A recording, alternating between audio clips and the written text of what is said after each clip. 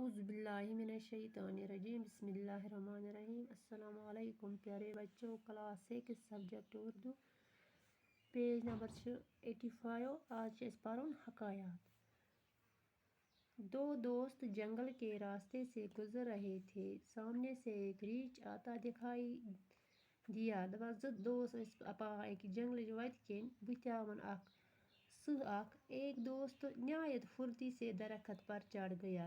یہ کھوت جلدی کلس پہ، دوسرے کو درخت پر چڑھنا نہیں آتا تھا۔ کلس پہ تمس تگان کلس کھسن کہین۔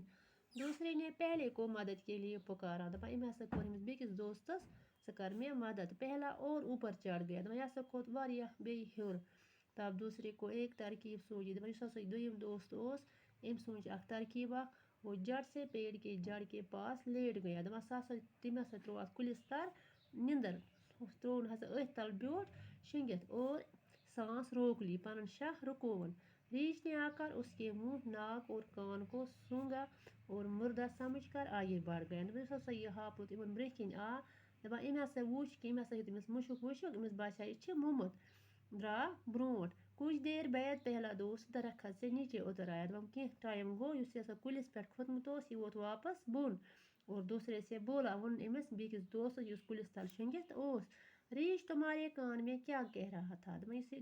ہاپت یہ کیا کنس مز ونان؟ دوسرے دوست نے جواب دیا، یہ دویم دوست ون امس وہ کہہ رہا تھا کہ خود غرض لوگوں کی دوستی پر بھروسہ مت کرنا۔ یہ میں ونان کہ یم خود غرض آسان، امن ست گژھِ نہٕ دوستی کرن کہین، امن پہ گژھِ نہٕ بھروسہ کرن کہین۔ تکیاز ونان بچو، تکیاز ام ونیا امس ث کر مے مدد، مے چھنہٕ تگان کلس کھسن کہین، ث کر مے یم جایہِ پنن مدد۔ مگر ام بوز نہٕ کہین، یہ کھوت واریاہ کلس پہ ہیوٚر، ام کر نہٕ امس مدد کہین۔ توے ووننس یہ دوپنس یہ میں ای ونان ہاپت، دپان کہ خود غرض لوگن ست گژھِ نہٕ دوستی کرن کہین، یم خود غرض آسن۔ باقی وسلام۔